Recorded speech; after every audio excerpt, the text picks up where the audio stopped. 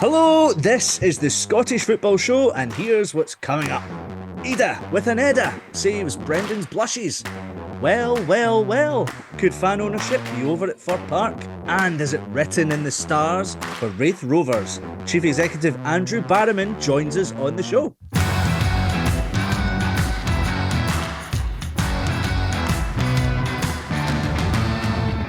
Hello listeners, I'm Andrew Slaven, your host in the latest instalment of the Scottish Football Show, the podcast that tries to focus on everything Scottish football related and not just about those big boys.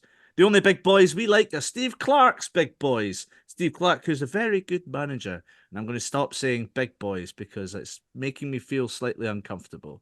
Joining me is Steve Clarke's superfan and champion of the wee boys. It's TNT's senior producer, Laura Brannan. Laura, how was your weekend? It's been good. Less of the football, more of the rugby, celebrating Scotland beating England. Yes. I mean, it's always fun to watch Scotland beating England, regardless of what shape the ball is. So, yeah, I had fun on Saturday. There's nothing more fun than taking your daughter dressed in full Scottish regalia to a pub in England and making her shout Scotland, and everyone in England turn around going, what? Oh, no, I managed to find a pub that was the majority of fans were Scottish. I didn't even try it, so I was quite pleased with myself. Excellent. I remember seeing I think it was one of the earlier Six Nation games this season, must have been one of the other games at Murrayfield. I apologies if all of this is incorrect, because I don't care about rugby at all. I was forced to play it in school and I hated it. But anyway, Ally McCoist, like yourself, Laura's just a big Scotland fan, doesn't care about the sport, will support Scotland at anything. And he was at Murrayfield, he's a big rugby fan. And I think Scotland must have scored a try or a late try or something like that. And it zooms in on McCoist in the crowd, and Super Ali's just kind of like going tonto, like, you know, the way he does, because he's just like, Scotland has scored a try.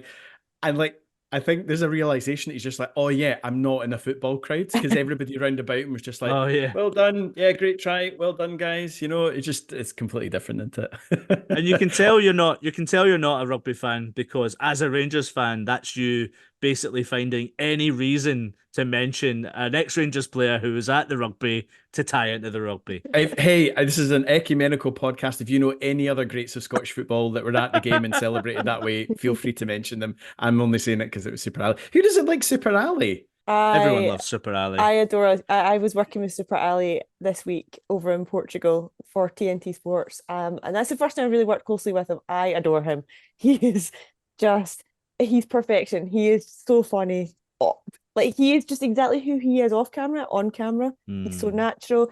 He's just so warm and infectious. For somebody who's such a big and open Rangers fan, I can't imagine there's many Celtic fans that don't like him as well.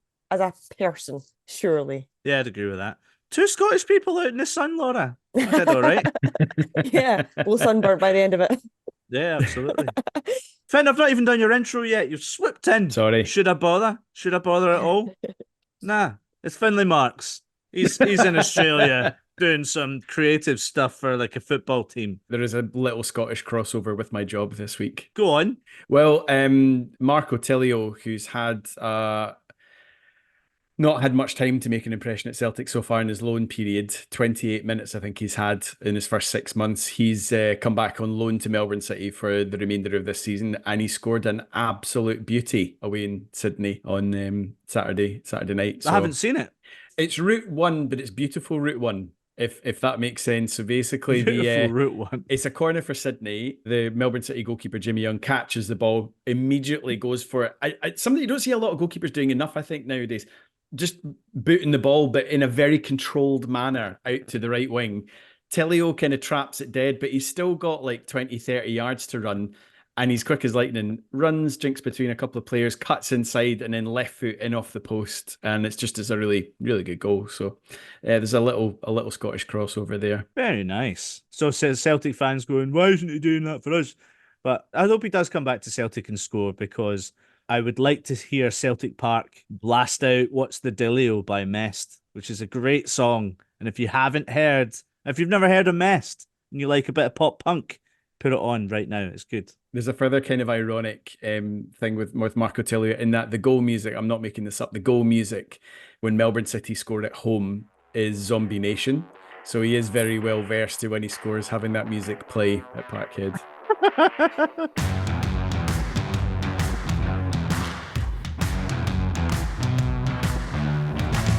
dogs bark and the caravan passes. The caravan keeps moving. The caravan keeps going. Okay, right. Kick things off for us, guys, in our wee section where we have a laugh about Scottish football, because there's plenty of laughs to be had. Finn, I give you the floor, good sir. Well, there's only one place to start. I know this happened last week, but we have to bring it up because this is, when you use the phrase, it might be overused a little bit, peak Scottish football.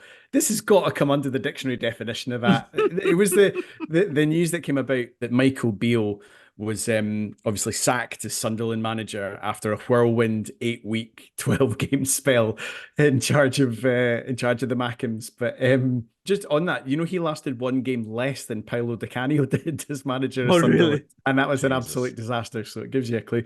But it was discovered not long after he got the tin tack that he's got a burner account, like a 15-year-old football fan. Apparently, it was somebody had done some digging. This is why Twitter's the best website, because it's still, I can't believe it's free some of the time. But there was an account called @player_ID that had been set up years ago by Michael Beale, and it was supposed to be, sharing different things. Over the last number of years, it's basically turned into a burner account where he uses it to do a number of things. One of them was it retweeted a wide angle of an incident that happened in the Sunderland game where it looked like Michael Beale refused to shake the hand of a player coming off who'd looked out to shake his hand. And apparently there's a wide angle that kind of admonishes him because he's watching the game and all this kind of stuff. So it retweeted that, and then people kept scrolling through the rest of this account, and you find interesting things like he's very adamant about defending Michael Beale in particular and his record at Rangers and all of this stuff. And I was like, I think if there's any indication of how fragile an ego Michael Beale has, and probably how ill-equipped he was even on that front to be not just Rangers manager, but a high-level football manager, that's probably it. But it was just insane when you see some of the tweets and things that he'd done to back himself up. I mean, I've never heard of this before. Have you guys ever heard of people in football having burner accounts? Neil Lennon. Have you not heard this one? I've not heard Neil Lennon having one. Wait, no. Right. Allegedly. Well, that's the thing. What's the proof? Because when Finn, you first put us into our group chat saying Michael Beale's got a burner account, my first thought was, right, okay, are we just kind of assuming because he's defending himself? But then when you actually read the article, he literally was linked to the start of the account and he has just changed the name on it. That's amateur stuff, because people search for things on Twitter all the time and find stuff to way back in 2011. I dread to think what they would find. But honestly, the fact that you're saying there's actual evidence for that. Is there evidence for Neil Lennon? No, I don't think so. I think it's just that some of the stuff that, is it Siamese boy or something like that? Yeah, I think I have actually heard this, Siamese boy, and there's been some kind of tweets that have came out which kind of suggest that maybe they have, I don't know, I'm honestly plucking from a deep core memory of this, but I think it's Siamese boy, and it's allegedly, it could be Neil Lennon, and some of the stuff that has came out with in the past is quite funny. I feel like, especially in football, if you are somebody of high profile and you are open to criticism, then I feel like it's more common than we might know. The public might know that. I think there might be a lot of burner accounts out there. That's so weird. Never trust anyone. So weird. If you put like an egg as your profile picture or some, legend of the club, I'm suspicious. You should be. Laura, what else has been going on in Scottish football that tickles you? Oh, I liked a photo that Keith Lasley put up the other night. It was, I assume it was his living room after a hard day at work, but it was a beer, and it was a St Mirren branded beer. Nice. Oh, cool. Yeah, because I've been to some away trips with work before in the past, thinking maybe there was definitely a game with West Ham last season when I worked it, and it was a Danish club, Viborg, in the Conference League qualifiers. And when we went out the night before the game to get a meal, we got their branded beer in one of the local restaurants. And I remember thinking at the time, I really like that idea. And I'm surprised that more clubs don't do it. So the fact that St Mirren have now done that, I'm a big fan of it. I've just seen it now. It's the Saints are coming, official lager. Surely, is it a bit of a wasted opportunity that they've not named the can "I want to beer" in that number? Is that not a better thing to put on it? Because that actually uses their famous chant, no?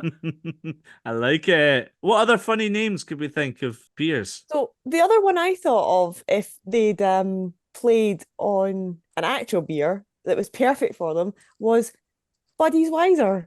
That's perfect. Oh, that's good. No notes on that one. That's Just quality. going to play it for them. Why did they not do that? The other one I thought of was Stenny Artois. Oh my God, Laura, you That's are a in the wrong beauty. game, girl. That is a beauty. Stenny Artois. I love that. There's the name of the episode right there. 36 years I've been terrible at puns until football beers come out, and I'm suddenly in my niche all of a sudden. Can I chime in with something I think is the coolest thing? Someone has taken time out of their lives to create the Derek Adams Manager Simulator. Yes, please. You can basically play as Derek Adams online and go through, I guess, maybe better his tenure at Ross County. But I thought it'd be really funny if we play this game live. Oh, yes, please. Yeah, let's do it. Okay. You are Derek Adams, a management simulator. 5 minutes of Jim Duffy's life he'll never get back. Absolute belter. Love that. All right, let's dive in. You're Derek Adams, 19th of November 2023. You wake to find yourself manager of Ross County FC. This comes after Malky Mackay was sacked last week for being bad at his job. Let's get cracking, bring it on, so you can select things. Let's get cracking. Let's get cracking. You're about to play Kilmarnock. The game is at Victoria Park, Dingwall. Muck about with the team, put your own stamp on it, or just do what Malky did. Just do what Malky did. Just do what Malky did. You have drawn with Kilmarnock. Oh well, oh fuck's sake. Fuck's sake. Okay, you're about to play Dundee. Options are, look, you were unlucky in the last game, we just need to put the ball in the net. Or, home advantage should see us vanquish these jute-eating surrender monkeys. Obviously that one. Obviously that one. You got beat by Dundee. Oh dear, things are not going well. Right, so where do we go from here? Remind the players that you've been creating chances, and if they keep playing like this, they'll be okay. They were just unlucky tonight. Or announce that Scottish football is so bad you'd rather wear a suit with a pipe connected to your mouth and anus at all times. Sky would be better off buying the rights to an international degloving tournament. Watching Scottish football makes you feel like you're joining a death cult. You'd rather watch reruns of 9/11. To cheer yourself up, you're going home to sit in a dark room and think about the last time you saw your dad. We're about to play Partick Thistle. The game will take place at Victoria Park, Dingwall. You're optimistic following last season's playoff triumph. So options, what do we do here, Finn? Come on, lads, a cup run will give us cause for optimism. Or let's tear into this shite. They're not even from Partick, so their positioning is bound to be bad. Oh, that's a lovely geographical dig there. Yeah, it's got to be that. That's your team talk. Fantastic, yeah. You lost 12-0. At home to Partick Thistle. So obviously that was just the highlights for the podcast, but if you want to go and watch the full thing, I will put it up on our YouTube channel. So go and check it out there, because I was roaring laughing for most of the way through that. And we probably didn't put all the funny bits in. My God, that was quite long, but satisfying. Absolute class. Loved that.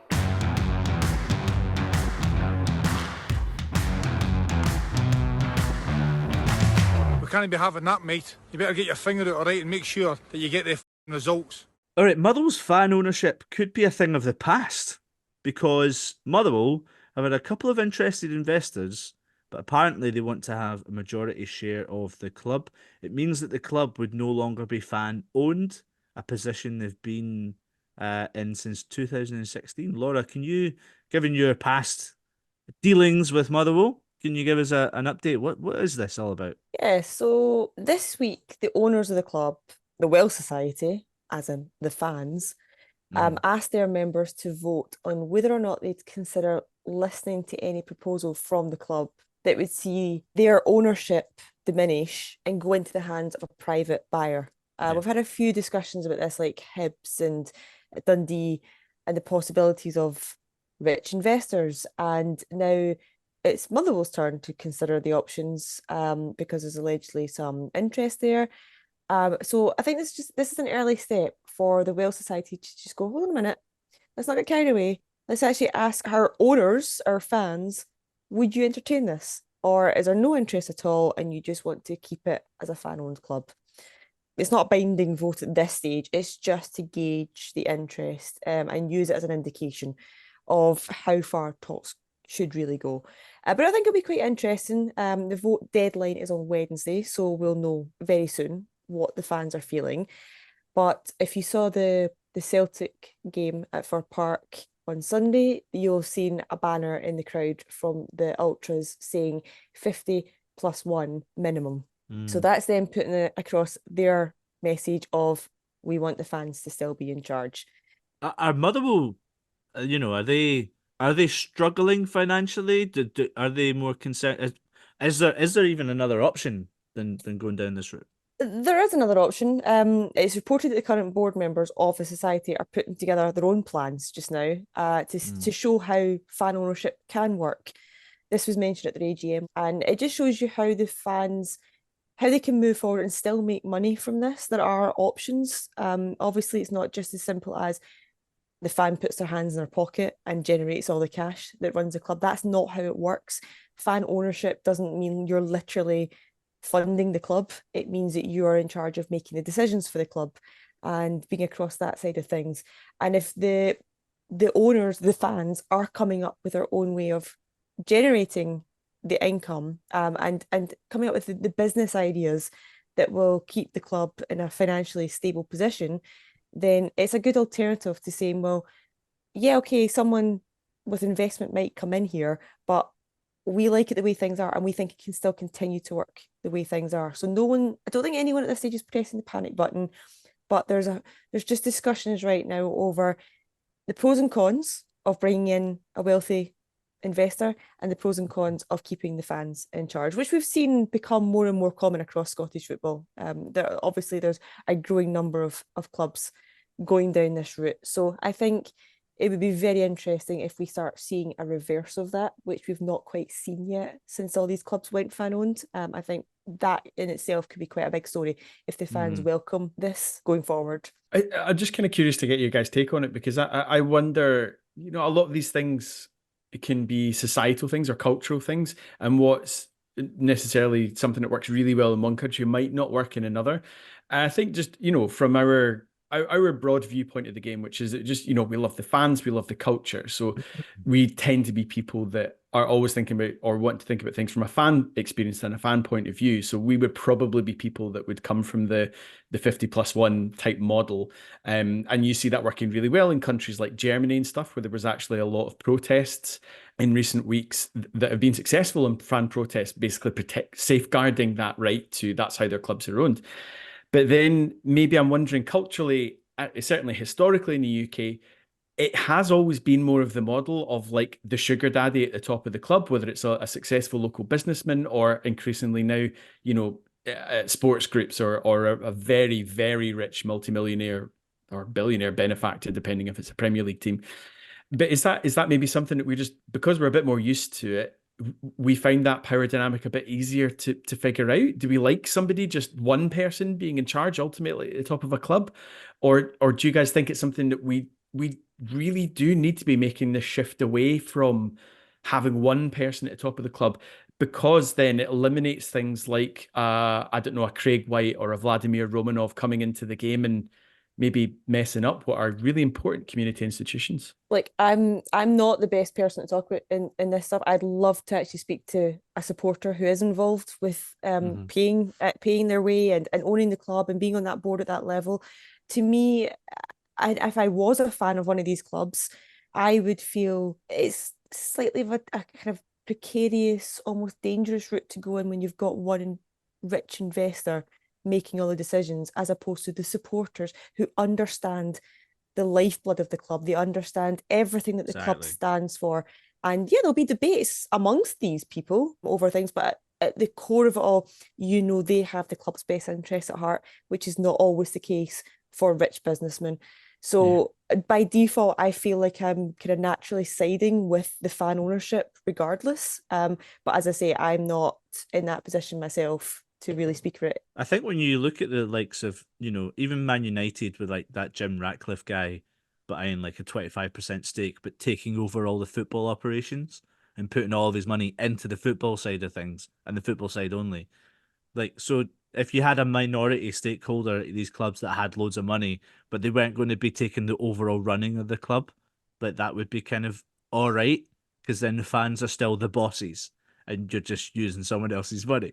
that's the best scenario. But I think you nailed it, Laura. Like, the only people that care about the clubs are the fans themselves. Even like the owners who are fans, they're still going to be businessmen who need to make money and need to make sure that they're not overspending in certain areas, but still trying to keep the club functioning.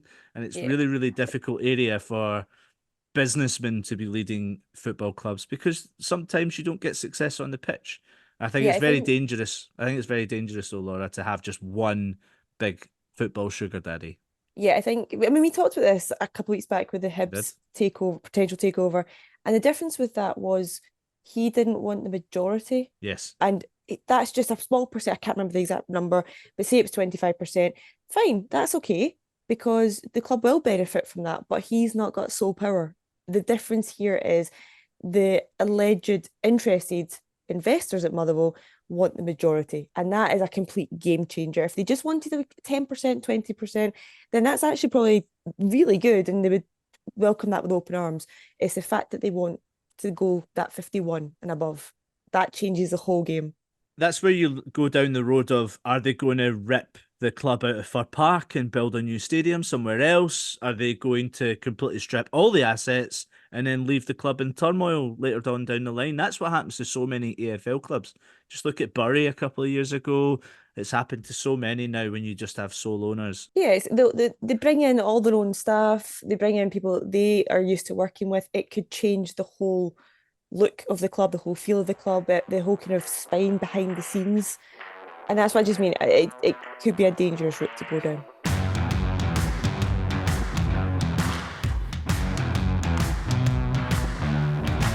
Football, bloody hell. Okay, well, the Scottish Championship has treated us to some exhilarating title races in recent years, and this time hasn't been any different. Not many were tipping Raith Rovers, though, to be the team to put pressure on massive early favourites Dundee United. And for Rovers, to be fair, this is their biggest chance of a return to the top flight since 1997. So what have been the success factors for the Kirkcaldy side? Joining me to reveal all the juicy secrets is Chief Executive of the club, Andrew Barrowman. Thanks for joining us, Andrew. How are you? Thanks for inviting us. It's a pleasure to be here. I'm very well, thanks. How's yourself? Excellent. Yeah, I'm good. It's always excellent to have people who are genuinely inside the club that can speak to us and give us the real gossip. That's what we're looking for. I'll try my best. Look, Raith are a point behind Dundee United as we record this podcast. And this, you might find, and maybe others might find this an odd place to start, but as we know, like, the season for all clubs has ups and downs. But it was excellent to see manager Ian Murray get given a contract extension at Christmas time.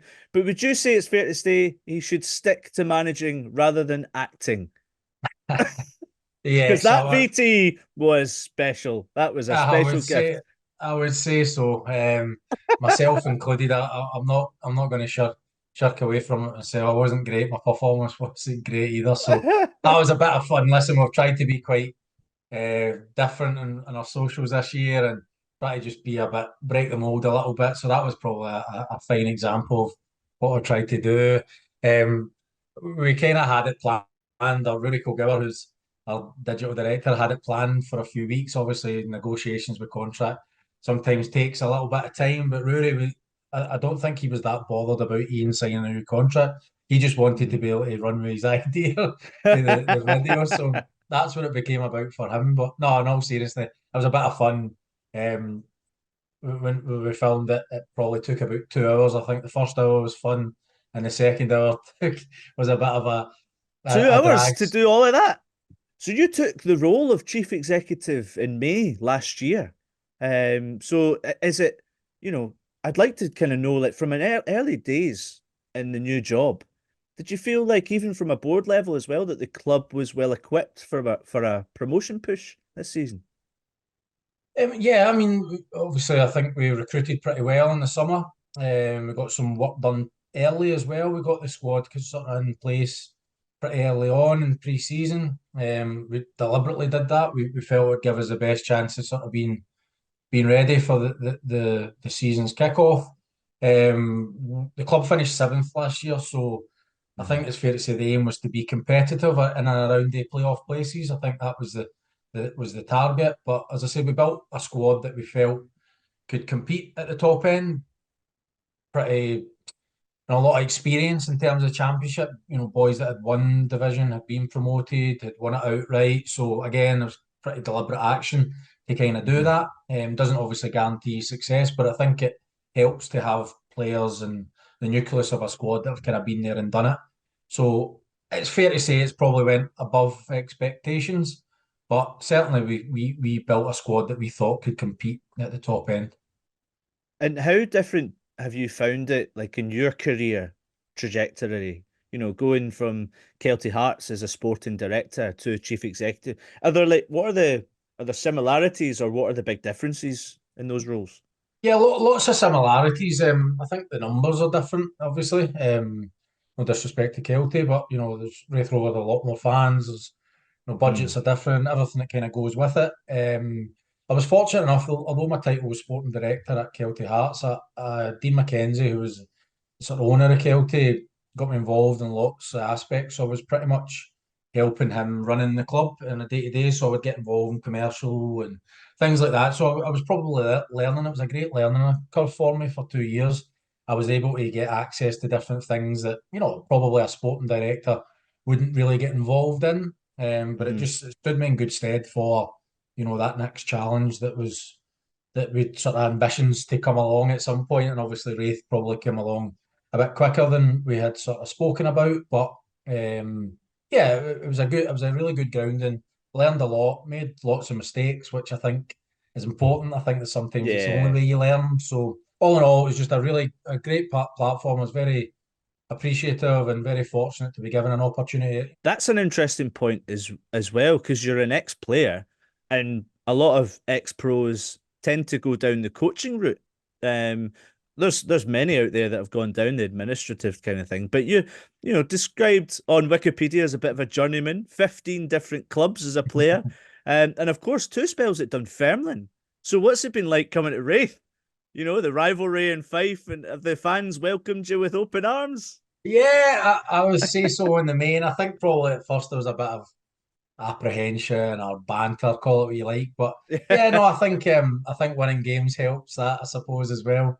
If we'd been getting beat most weeks, and I'm not so sure the Dunfermline scenario wouldn't have been getting brought up. But no, they've been great, and both sides as well. There's been that friendly rivalry type thing, and we've obviously come out on top in most of the derbies this year. So we've got the bragging rights, so it's all good. But no, in general, it's been well received, and again, just had a bit of fun with it. Good, that's good to hear. But why were you drawn to the business side of things? Did you think about coaching, or were you always kind of had that attraction towards the administrative side? Yeah, no, I was. I think when I was at different clubs, I was always kind of drawn to the kind of business side of the club, whether it be commercial. As players, you sort of get dragged to these events and the different commercial things, and players, it's fair to say, probably don't enjoy these things, but I always kind of enjoyed them. I was always really intrigued by them. I was always asking lots of questions, and yeah, I think it was just a natural progression for me. Coaching wasn't really something that really interests me, although I did for a spell at Dunfermline when I went back there the second time. I was coaching under 20s at the time. But no, I think my focus was always, I started a business management degree through FIFPro when I was 28. Yeah. So even from sort of the age of 28, it was always a sort of plan to go and work in the business side of football, or the business side of sport, if I could. So yeah, I'd say it was an interest of mine pretty early on in my career. I should ask you about the targets when you came in for Raith. You mentioned earlier, you wanted to be competitive, you wanted to be in around the playoff spots. But has it changed now because of the race that you and Dundee United are in? No, absolutely. I think we'd be foolish, or I think we'd be lying if I sat here and said that, we'd be happy to make playoffs. Obviously, before a ball was kicked, then if someone had offered you playoffs, then of course, you'd have bitten their hand off. But where we are now, with 12 games to go, a point off the top of the league, I think the way the season's gone, we've taken 7 points from Dundee United from 3 games. I think we're well in with a shout who won in the league. Dundee United are a fantastic team, huge club at this level. Everyone sort of tipped them at the start of the season, so we're under no illusions how difficult that task is going to be. But we'd be foolish, and I think a little bit.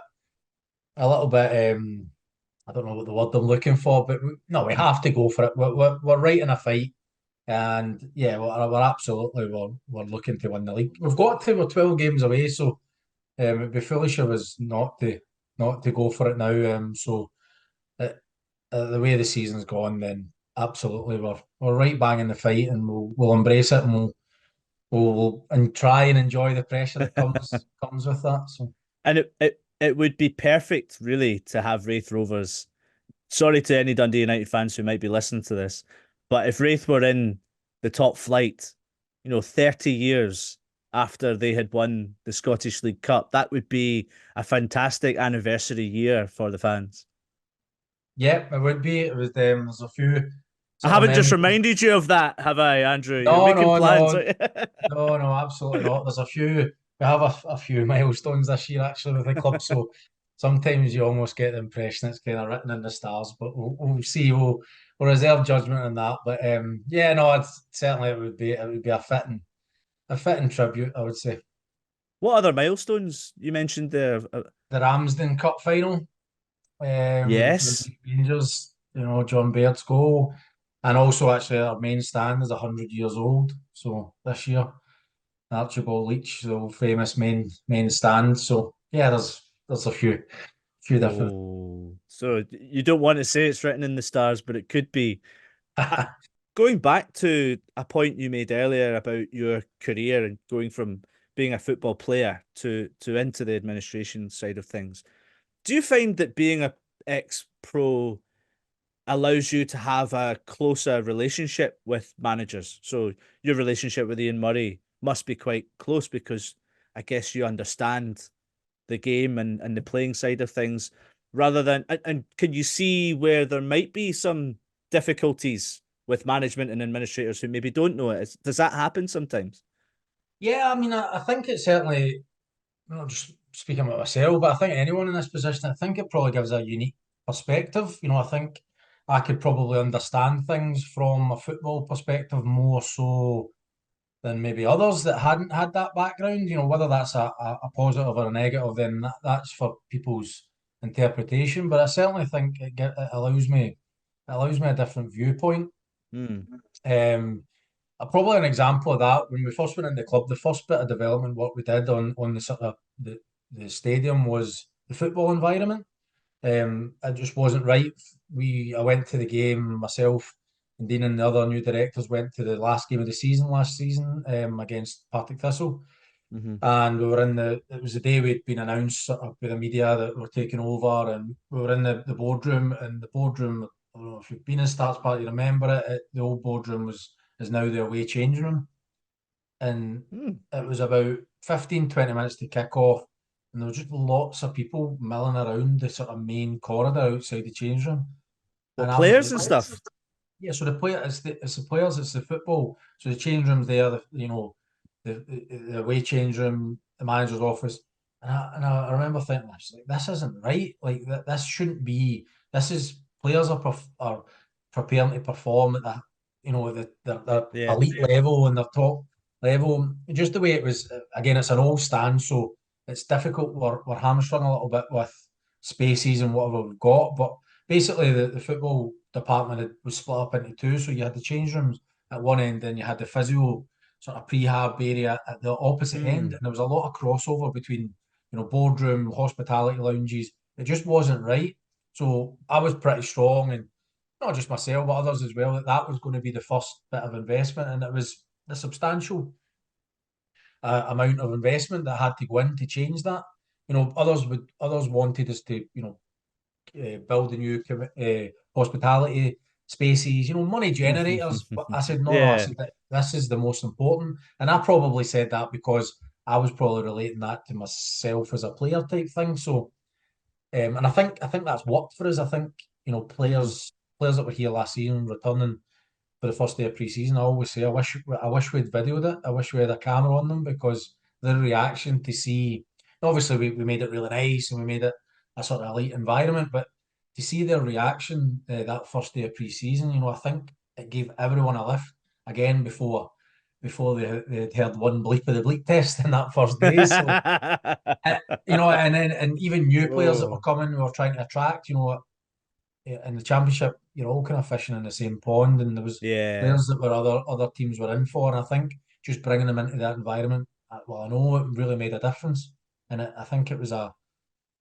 place where players wanted to play, and I think once they were here, I think it's a place, an environment where players enjoy coming to their work every day. So again, probably that's a good example of having that sort of footballer's background, that sort of I was able to see that and kind of change it. So that's really interesting, because I think sometimes it's hard from a football fan's point of view to see the differences that a chief executive can make, and what executive decisions they can actually make within a club to change certain things. I never thought about that myself, like changing an environment. But are there any other impacts that you've made that you're quite proud of? There's been lots, and again, it's not just me. As a board, we've all got different skill sets. We're all different ages. We're all got different backgrounds, and I think there's, digitally we've been really good this year. Really good. Rory Kilgour is our digital director. He's one of the owners, one of the directors, and again, that's his background. That's his, that's how he makes a living in his own world. So I think just having that skill set has really kicked us on in that, and you don't know what impact that has on other people viewing our club. I tell you, it's you can actually put sort of a monetary value against that, because people are looking at us as something quite exciting a wee bit, and sponsors want to be involved, local businesses, businesses from further afield want to be involved in Raith Rovers, and it's great because you're at the top of the league and winning games, but I think a large part of that is because of what our digital output is and has been for the season. So there's lots of different areas. We're very much a team. We all work together. I'm sort of boots on the ground there every day. The others are not sort of there every day, but they're very much, we're pretty relentless in terms of trying to make the club better. It's the WhatsApp group chat is very very active. So we're just all really motivated and passionate about trying to make Raith Rovers a better football club.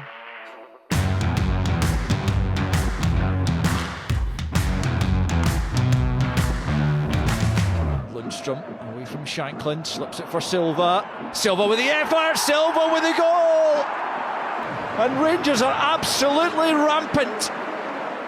A big surprise shock result. Not just the fact of Rangers winning against Hearts, but Rangers winning 5-0 against Hearts, who, by all accounts, have been one of the best teams in Europe. Yeah, Hearts went into this game as the second most informed team in Europe. They were second only to Inter Milan on goal difference. Both teams had taken 28 out of the last 30 possible points. And to be fair, Rangers were very close behind as well, because they were the fourth most successful team in Europe. They picked up 27 of the last 30 points. So it was very close going into this game. I don't know about you guys, this result was a shock for me. I know Philippe Clement had talked about how he felt like they were building to something and something like this was coming. I actually don't doubt that. It's the fact that it was against Hearts, and it was the fact it was 5 goals. I think there were a lot of Rangers fans confident of a win, but that it would be quite a close contest. So that this margin of victory, and it wasn't like, I think Rangers did dominate the game, but it wasn't like the Ross County game. It wasn't like they had 35 chances or whatever. I think they only had 12 shots on target and scored 5. And a really big issue for Rangers, not just this season, but in previous seasons, has been how clinical they are in front of goals. But they just took every chance. Some of the goals were magnificent as well. I think the build up to the Cortez goal, and a lot of them came from a high press, forcing Hearts to make a mistake, winning the ball back. And the first 2 goals were both from outside the area, which again is a rarity for Rangers, but something Clement said they've been working towards. So some people have been saying it's a statement win in terms of the title race. I think it's still continues that feeling of momentum. I think a lot of people would say Rangers have had, but they've got to go to Rugby Park in their next game. And I think going to Rugby Park is as big a game as it was playing Hearts at the weekend, and could be in terms of the title race. So, but it was interesting because again, straight after the game, somebody said, basically, what an amazing result. You've got to be happy with that. And he said, well, there's always things we can tweak. But he said, genuinely, Clement said, my focus is just on the next game. He's like, it's great, but I don't live in the past. It's only 3 points still at the end of the day. And we know how difficult it's going to be against Kilmarnock at Rugby Park. So that's where all of his attention was going. And there just seems to be that real kind of professional momentum. Rangers just taking it game by game at the moment. One to keep an eye on for sure. But we did find out Rangers' opponents in the Europa League. Rangers are going to be playing Benfica. They'll travel away first because they won their group. They were seeded. So they get to go home for the second leg. So those matches, the 7th of March for the first leg, 14th of March for the second. I mean, Finn, as a Rangers fan, what's your take? It's the cliche, there's no easy games at this level. But I think Rangers have every right to feel confident against coming up a team like Benfica. Not just for the fact that they were undefeated against them a couple of years ago in the same competition. They were really unlucky not to win in Portugal. Darwin Núñez, now at Liverpool, came off the bench and scored 2 late goals to make it 3-3, I think it was. But in general, Rangers have actually got a phenomenal record against Portuguese opposition. In recent years, they've beaten Porto, Benfica, Braga, Sporting. Also, the fact that they've got the second game at Ibrox, like so many of the games in the run to the Europa League final a couple of years ago, where away first leg, home in the second leg, and knowing what they needed to do in front of that crowd got the business done more often than not. So I think it could be really good. It's just maybe just a bit of a shame, I think, that we didn't draw Sparta Prague. Not that I would have a welcome banner for that club or their city rivals coming back to Ibrox, but just in terms of the coefficient, because I think the Czech Republic look like they're going to move ahead of Scotland in the coefficient table because they've still got 3 teams in the competition. And I think Sparta they scored like 3 goals in the last 15 minutes to go past Galatasaray. So it's kind of annoying. It means nothing for next season, but the season after means, I think, if Czech Republic go above Scotland into 10th space, Scotland lose an automatic Champions League spot. So it means that even if you won the title in 25-26, you would still have to play a preliminary qualifier to get into it, which, as we know, is not a great thing for our clubs a lot of the time. So yeah, it's exciting. I think the form that Rangers have been in recently as well, with some of the results they've had, even this season, the Betis game away in Spain and everything, I think they'll feel confident. Kilmarnock, guys, a 2-0 win over Aberdeen. I read that it's been 14 years since the last time Kilmarnock had beaten Aberdeen in 3 consecutive matches. So it goes to show you the difference that Derek McInnes has made. And he's been there for, this is his 2nd season in charge of Kilmarnock, obviously. Or is it his 3rd? Sorry. He's been there a while and he's making a big impact. My biggest point to this is, could Derek McInnes get Manager of the Year here? He's definitely fair for the shortlist. It's hard to see past whoever wins the league because it's almost like by default now. I think you could also take into consideration Steve Clarke as well for what he's done in the campaign, getting us to Germany. I don't think the national manager is even in the running. I don't think so. It feels like cheating, to be honest, a wee bit. It's but less his name games. would be there. Yeah. Less games. Bigger less games. Bigger games. No, but okay. I think Stephen Naismith would definitely be in there for a shout. With Derek McInnes, I think the biggest turning point, though, for him, for people turning their heads and looking at him and considering him, is obviously beating Celtic and Rangers. And to have done that twice against Celtic. And once against Rangers as well. Yeah. He's beaten both sides of the old Yeah, Firm. and there's no reason to not think he's going to do it again, like the likes of this week against Rangers. So he has been on fire with Kelly, and it feels like he's going from strength to strength right now. Just to point out something from the Aberdeen side as well, I thought it was quite interesting listening to Neil Warnock's press conferences, because I think because he's kind of got nothing to lose. Well, yeah, no, but I'm from a serious point of view, not just the sound bites. But I think because he's kind of in a position where he's got nothing to lose here. Like, he knows he's not going to get sacked. He's just to the end of the season. So he does actually have a level of candidness that it's not always great for a manager to have. But I think it's quite good because it's shining a light on stuff. And he's saying a lot of things that maybe people have thought for a while, but he's actually calling it out. And one of the things he said in his post-match was basically he felt his side didn't compete physically enough, and there wasn't enough kind of bite about them going into it. He said when you come down to Kilmarnock, you know you're going to get a physical game. You know they've got these big strapping lads in defence and in midfield as well. And I think he singled out Graham Shinney a few times, being like, basically he's the only one that's kind of like shouting, barking stuff on the field. He's like, I want to see more of that from my players. I think he's got every right to do it, because on paper, Aberdeen have a really good squad and should be miles above where they've been over the last 3 years, really, with the squads that they've had, and obviously the turnover, blah, blah, blah, blah, blah.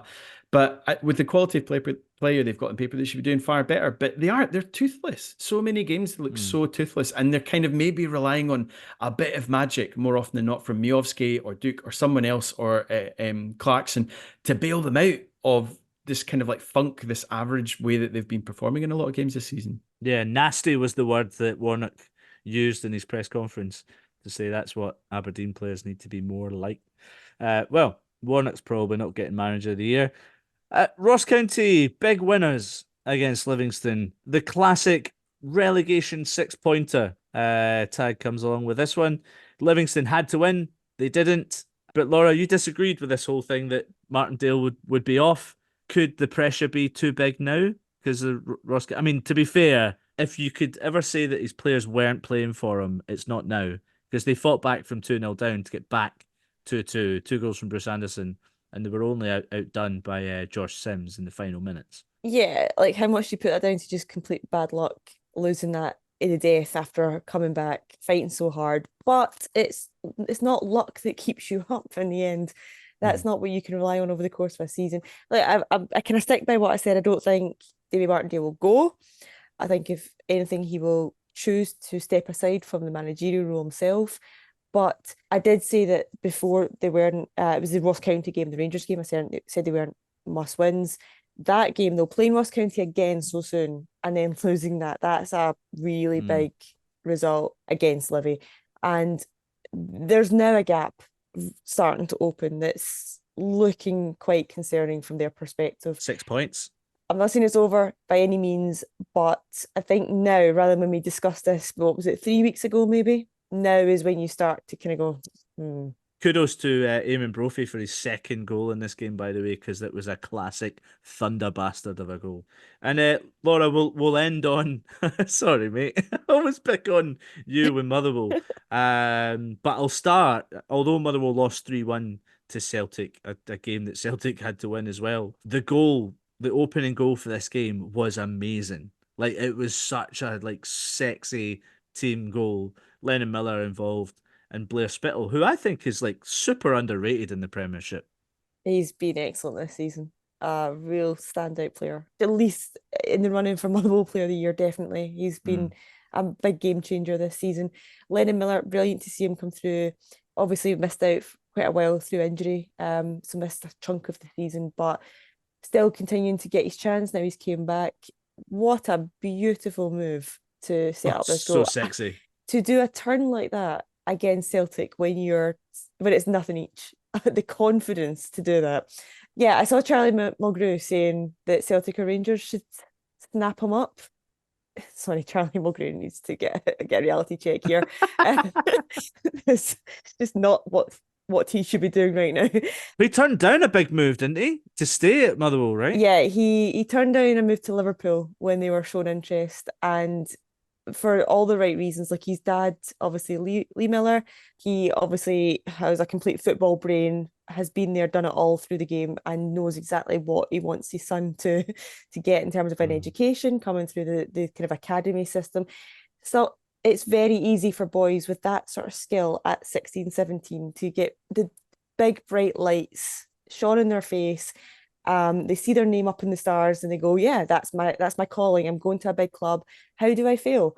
But actually, when you think about it, staying at a smaller club who focus so heavily on academy players and the progress of these young boys, and they know that that manager at that time has a relationship with them and wants to progress them themselves, it is, of course, the right thing to stay at a club of Motherwell's level. If Lennon Miller went to Celtic or Rangers right now, he would not get a look in. He'd get punted out on loan maybe in 2 years' time to down south or maybe down in the Championship. He would not feature week in, week out like he is doing for Motherwell. So, sorry, Charlie, you're absolutely way off the park with that one.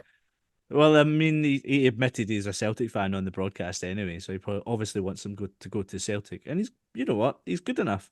With Celtic, that first half performance was so nervous. It just feels like the plan just isn't there right now. And the second half was a lot better from Celtic, but I don't think you felt like they were going to score. It felt almost like it was going to be one of those days again for Celtic.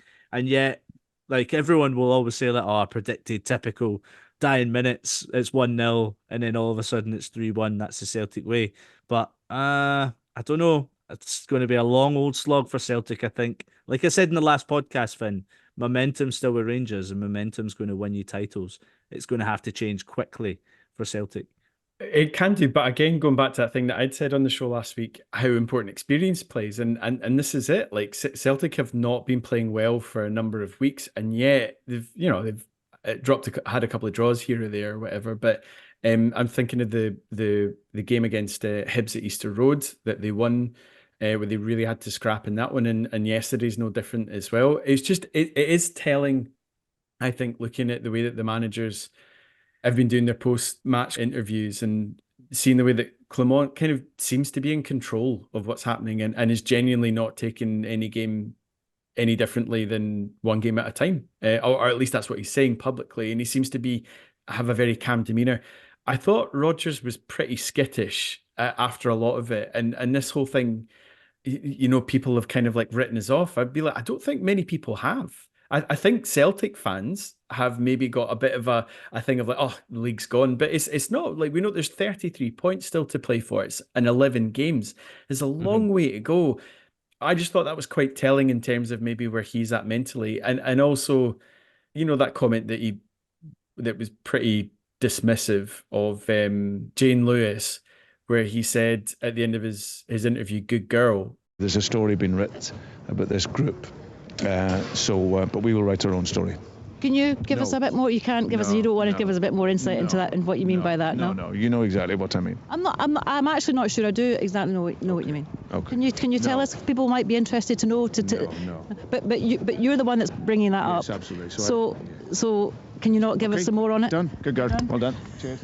There you go. He's done. Good girl. Good girl. Oh, gee. Wow. It's just, there's maybe an added element there of like the whole sexist thing or whatever. But even if it was a guy and he'd said, "Oh, good boy," it's phenomenally patronising to people who are journalists at the top of their profession in our country. So I found that just quite telling in terms of where his head's at. And I wouldn't be surprised if that's still stuff that's spilling over into the playing squad, because it looks like it. They look nervous a lot of the time they're playing. Yeah, I would say like the caveat with both managers and where their heads at is it's fine when you're winning. And it's very hard when you're not winning comfortably, like 5-0, for instance. Let's wrap up the lower divisions just quickly. We're actually going to skip the Championship though, because there's a full fixture list on Tuesday night, but obviously it's quite interesting in a few things to see if Dundee United might hold on to their 1 point difference or extend it. Who knows? Also, briefly, worth mentioning Greenock Morton, who equalled their club record of matches unbeaten. So 15 matches they've gone unbeaten. Dougie Emery doing a great job. But by the time people listen to this, they could have beaten that record. But they are playing Raith Rovers on Tuesday night. That'll be interesting for the title race and for Greenock Morton. But let's go to League One, because the leaders are still leading, because it's an insurmountable one. Tom Lang headed in the only goal of the game against Kelty Hearts. And in second place, Hamilton. They will hope they don't make it 4 straight defeats. That's how bad it is for them at the moment, but they're still second. They play 8th placed Stirling Albion on Tuesday night as well. So by this time you're listening to this, Hamilton could have won or drawn in that game. Let me finish on Annan. Still in the relegation playoff because they lost to promotion playoff chasing Cove Rangers. Only 3 defeats in their last 8 games though, and 3 wins as the Gallagher hoping they might actually catch Stirling. So there's hope yet, but then they might even catch Queen of the South. Laura, tell me what's happening in League Two and we can wrap this up. Oh, surely the biggest result of the weekend. Maybe, I don't know. Rangers winning 5-0 against Hearts, or Stenny, top of the league Stenny. Stenny Artois. Stenny Artois. Stenny 1, bottom of the league Clyde 6. This was a 0% performance from Stenny Artois. Alcohol free from Stenny. It was also Stenny took the lead in the game as well. This is a ridiculous scoreline. This busted coupons up and down the country, surely. You're looking at that Stenny out in front, top of the league. Easy win against Clyde, struggling at the very bottom, about to slip out of the whole SPFL. So Stenny had won 13 out of the last 16 going into this one. On saying that, though, they did draw their last 2 games, so they're, it's a bit bumpy for them. Clyde, however, they've only won 3 games in the same length of time. Nobody saw this coming, okay? No one. I don't know. I'm torn between Rangers beating Hearts and Stenny losing 6-1 to Clyde. Oh, it's Ian McCall pulling off a masterclass. Good Dumfries boy. What a result. Big weekend for them. Cool. Well, let's leave it there. Thanks to everyone who's listening to this. Thanks to Andrew Barrowman from Raith joining us and giving us his interesting points on a few things. And Laura, Finn, it's always a pleasure. Thank you. Thank you. Yeah. Goodbye, Finn. Say your goodbyes. Good girl. Do you want to give us another one just in case we don't put that into the podcast? No. No, you can put that in. It's going in. Okay, right. Well, it's that beautiful time where I tell you to go away and listen to something else. Goodbye.